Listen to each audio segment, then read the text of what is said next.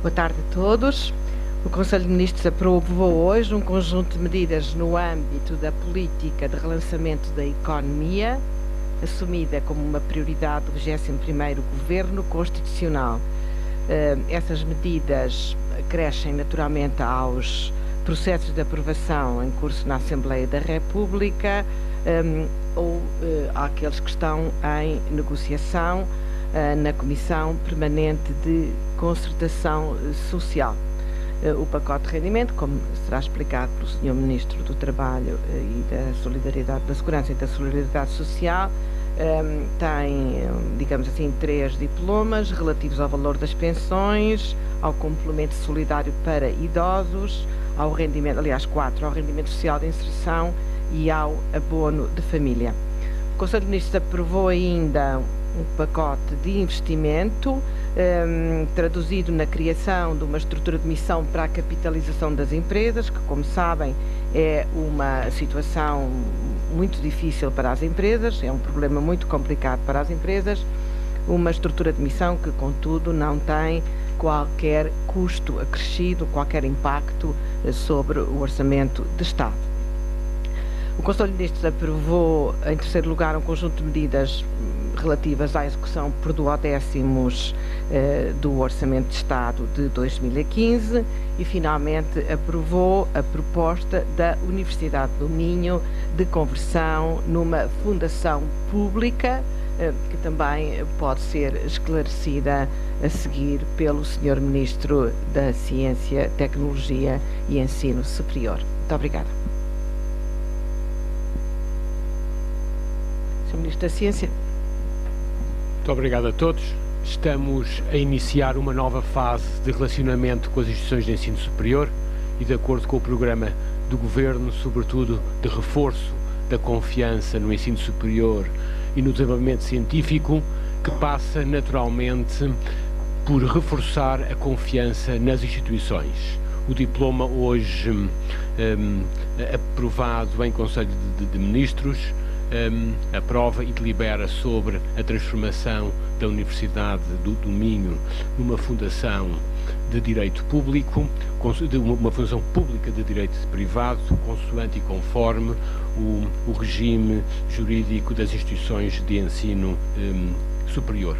E por isso é claramente o cumprimento do programa do Governo naquilo que é a confiança nas instituições de ensino superior.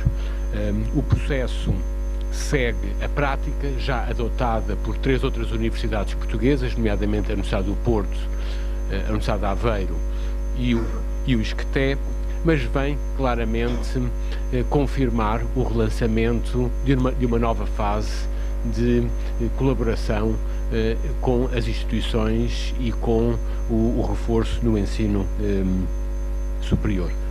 Se tiverem alguma questão, estarei naturalmente à vossa disposição. Sr. Ministro do Trabalho. Muito obrigado, boa tarde.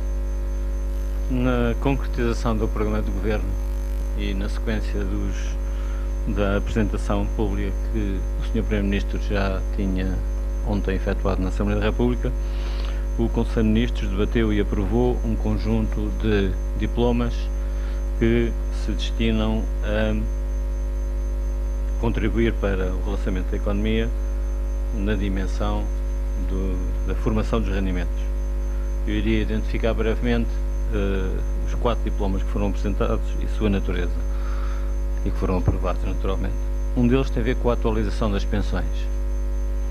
O Governo decidiu que a lei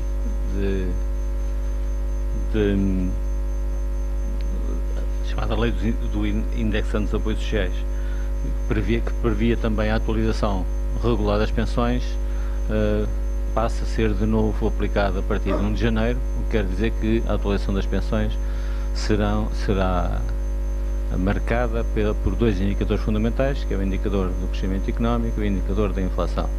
Com a entrada em vigor a partir de 1 de janeiro deste modelo de atualização, que faz parte da lei e que estava congelado há uns anos, serão atualizadas com o valor da inflação todas as pensões inferiores ao valor de 1,5 indexantes de apoios sociais, de qualquer coisa com 628 euros. Portanto, todas as pensões com valores abaixo desse referencial, que são, como sabem, um volume muito significativo, à volta dos 2 milhões de pensões, 2 milhões de pensões, terão uma atualização pelo valor da inflação que for da inflação estimada. Portanto, é uma mudança da política de atualização das pensões e algumas largas centenas de milhares de pensionistas que tinham, desde 2010 tinham as suas pensões congeladas, terão, pela primeira vez desde essa altura, uma atualização do valor da sua pensão. Em complemento com este aumento das pensões, com esta atualização do valor das pensões, foram também introduzidas alterações à legislação que regula o complemento solidário para idosos. Como sabem, o complemento solidário para idosos é uma prestação não contributiva, natureza diferencial, ou seja, que se destina a completar rendimentos dos idosos, e ela foi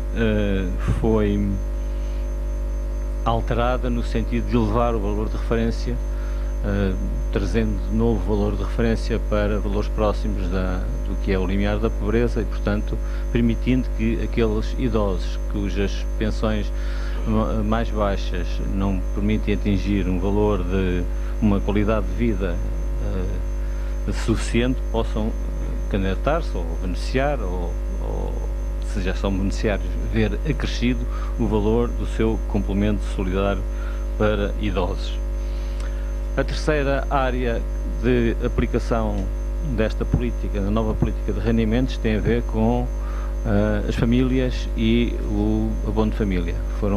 Foi atualizado o valor dos 3 escalões, os 3 primeiros escalões do abono de família, em 3,5%, 2,5% e 2%, respectivamente, 2,5% e 2%, com primeiro, segundo e terceiro, e foi também aumentado em 10 pontos percentuais a majoração do abono de família para as famílias monoparentais. Tudo isto faz parte do programa de governo e, portanto, era conhecido das senhoras e senhores jornalistas.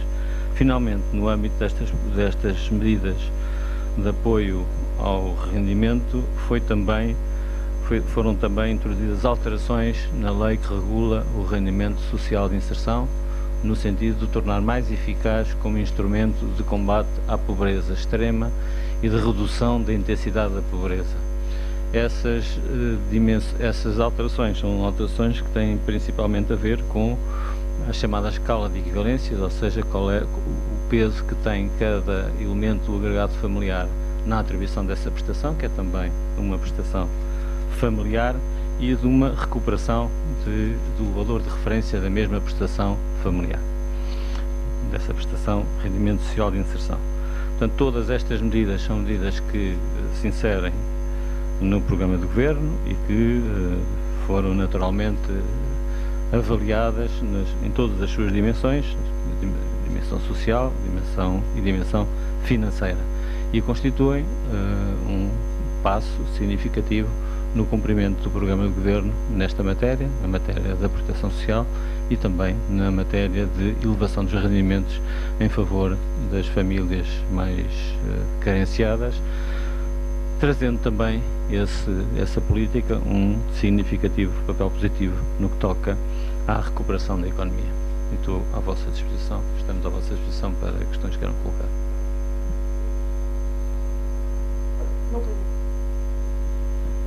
Boa tarde, Liliana Valente, do Observador. Eu tinha algumas questões, algumas dúvidas para o Sr. Ministro Vieira da Silva. Relativamente às pensões, pode-nos dizer qual vai ser verdadeiramente o aumento em termos mensais, o valor do aumento e qual será o peso orçamental desse aumento no próximo ano.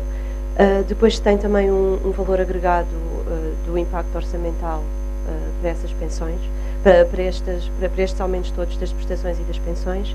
Relativamente ao abono de família, Isto quer dizer que o quarto e quinto escalões continuam excluídos, tal como foram em 2010, portanto não passam a ser atualizados. E em relação ao RSI, também eu gostava de lhe perguntar se, além desta alteração, também vai ser retirada a obrigatoriedade da procura de trabalho e destas pessoas aceitarem trabalhar, ou se também vai haver alterações na revalidação desta prestação.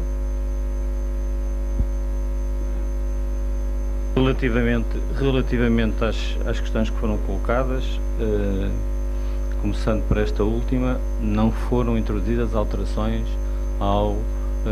outras alterações ao modelo do rendimento social de inserção. Eventualmente, o Governo procederá de uma forma mais cuidadosa, do ponto de vista do tempo disponível, a uma avaliação de todas essas alterações. Relembro que a obrigatoriedade de trabalho é algo que existe desde o início, ao contrário do que por vezes se pensa, mas desde o início da obrigatoriedade do beneficiário de aceitar uma oferta de trabalho, desde o início desta prestação social, ainda do tempo do rendimento mínimo garantido, essa obrigatoriedade sempre existiu e não seria agora o Governo que criou esta prestação que a iria retirar. E, obviamente, que manterá todos os instrumentos que permitam uma inspeção, verificação e validação desta medida. Portanto, as alterações foram introduzidas, dizem apenas respeito à escala de equivalência, relativamente ao peso das crianças e dos adultos, e também à recuperação do valor de referência que tinha sido já apresentada no programa do Governo. Relativamente às pensões, portanto, não foi ainda determinado com exatidão o valor anual, porque ele vai depender do conhecimento exato do valor da inflação, mas aquilo que o valor com que estamos a trabalhar permite identificar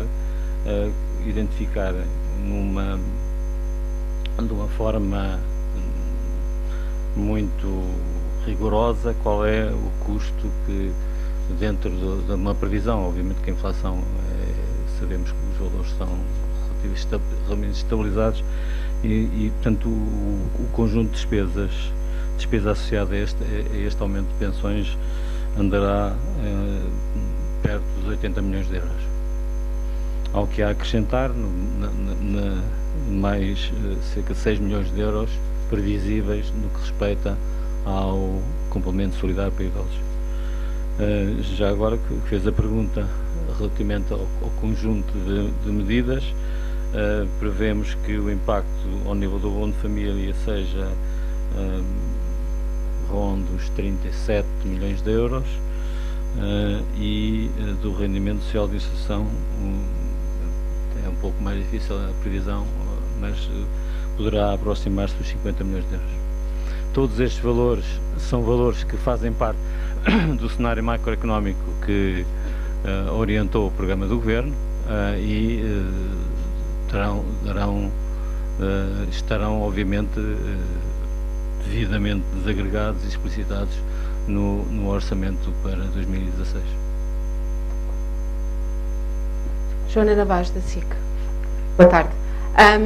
As primeiras questões são para o Ministro. Queria perguntar-lhe, uma vez que vamos estar com o orçamento em duodécimos, se a entrada em vigor destas atualizações das pensões será feita imediatamente a 1 de janeiro ou se será feita depois com retroativos, à semelhança do que poderá vir a ser feito, por exemplo, com a devolução dos cortes na função pública, e aproveito para colocar também essa questão, que já não é tão da sua tutela, se haverá essa possibilidade de serem aplicados retroativos, uma vez que o orçamento só entrará em vigor mais à frente, talvez em março. Queria questioná-lo também sobre a situação na Soares da Costa. Queria saber se o Governo está a acompanhar ativamente, se já houve contatos com a administração da empresa a propósito deste despedimento coletivo de 500 trabalhadores. E tinha ainda umas questões que são à margem destas medidas agora anunciadas e que têm a ver com a questão da TAP. Se o Governo já conseguiu fazer um cálculo aproximado dos custos da reversão, uma vez que hoje começarão eventuais negociações com os vencedores da privatização da companhia, se já há uma estimativa para esses custos e se serão muito avultados. E por último, sobre o novo banco, pergunto-lhe a si, Sra. Ministra, haverá um empréstimo intercalar para o novo banco, como foi avançado ontem? Essa hipótese está a ser estudada e terá de ser feito essa capitalização até ao final do ano? Nós responderemos sobre as questões que foram discutidas no Conselho de Ministros, que eu enunciei previamente, e naturalmente é sobre essas que estamos aqui para vos esclarecer. Como há uma das suas questões que respeita este princípio, eu vou passar a palavra ao Sr. Ministro. Muito obrigado. A sua pergunta diz respeito ao momento de entrada em vigor das medidas agora tomadas. Obviamente que o ciclo legislativo terá que ser completado para elas entrarem plenamente em vigor, mas a entrada em vigor da generalidade destas medidas não depende da aprovação do Orçamento de Estado. É por isso mesmo que elas foram hoje a Conselho de Ministros e foram discutidas e aprovadas, porque, nomeadamente, a atualização das pensões, o abono de família, é a intenção do Governo que eles tenham, obviamente, aplicação a partir de janeiro de 2016. Portanto, é essa a intenção. Todos os diplomas prevêem a sua data de entrada em aplicação, portanto, em concretização. Não prevemos a existência de situações que gerem a necessidade de pagamentos retroativos,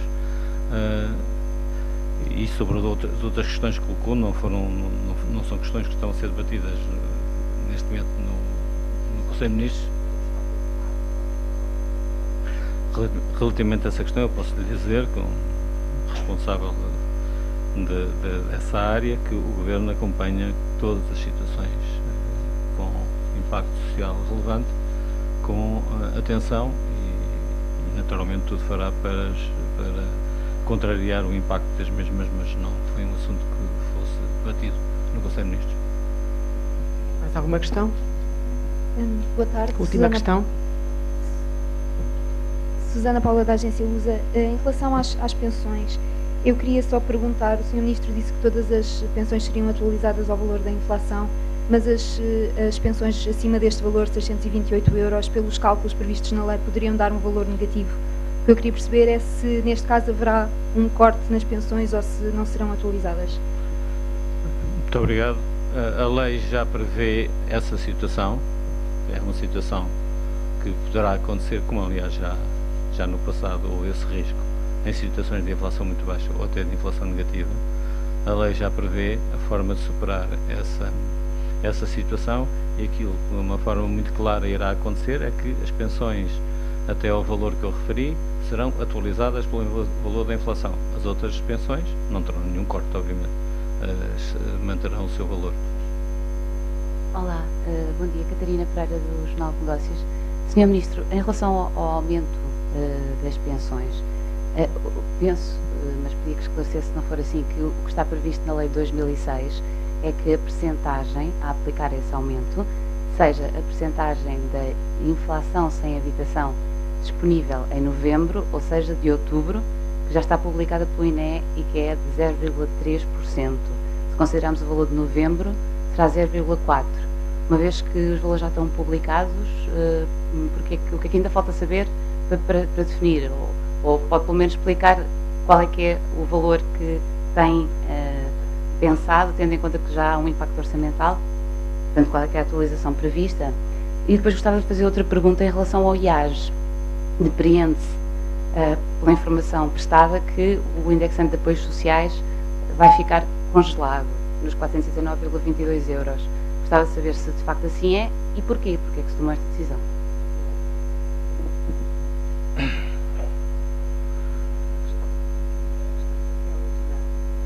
É só uma questão relativamente ao plano investimento, ao pacote de investimento, aliás, como aqui está definido. A minha pergunta era, ou aquilo que eu queria pedir era um esclarecimento um bocadinho mais apurado relativamente a esta estrutura de missão, porque os senhores ministros falam aqui em 4 nomes e apoio de funcionários da administração pública que não serão remunerados. A minha pergunta é esta estrutura de missão vai funcionar dentro de uma outra qualquer estrutura do Estado? Vai ser criada uma estrutura à parte com funcionários, apesar de não serem remunerados especificamente para esta questão, mas que trabalhem diretamente em relação, diretamente a fazer a ponte para a capitalização de empresas?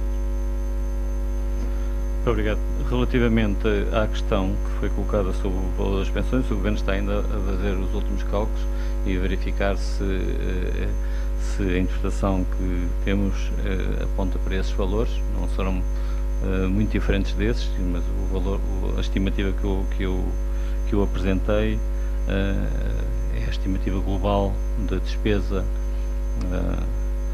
que suporte uma correção da inflação verificada. É a resposta que eu lhe posso dar neste momento. Relativamente à questão da estrutura de missão, o que posso dizer é que ela será uma estrutura que não tem custos próprios, funcionará na dependência do Ministério da Economia. Os técnicos associados a essa estrutura de missão são técnicos que funcionarão em regime de mobilidade interna, portanto não trarão custos adicionais para o seu funcionamento. Não está estabilizado o número de técnicos, mas são técnicos necessariamente do Ministério da Economia, com grande probabilidade. O que lhe posso dizer, e essa é eventualmente a novidade mais interessante, é que essa estrutura de missão será dirigida pelo Sr. Engenheiro José António Barros e é composta por Esmeralda Dourado, Pedro Cisa Vieira e João Nuno Mendes. São os 4 nomes que aceitaram e o que muito satisfaz o Governo, já que são pessoas com elevada experiência nestas matérias e conhecimento das realidades empresariais. Serão eles que darão corpo a esta estrutura de missão e com eles trabalharão em regime de mobilidade alguns técnicos que serão oriundos do Ministério da Economia. Esclarecer que uma estrutura de missão não é uma estrutura orgânica nova que se cria, é naturalmente uma espécie de grupo de trabalho que tem esta missão que está aqui indicada e posteriormente será desenvolvida na resolução que a criou e que foi hoje aprovada e tem naturalmente um tempo de vida limitado que também foi aqui estabelecido. Muito obrigada a todos. Peço desculpa, eu indiquei aquilo que foi alterado, naturalmente que aquilo que eu não indiquei não foi alterado. Muito obrigada a todos e um bom Natal.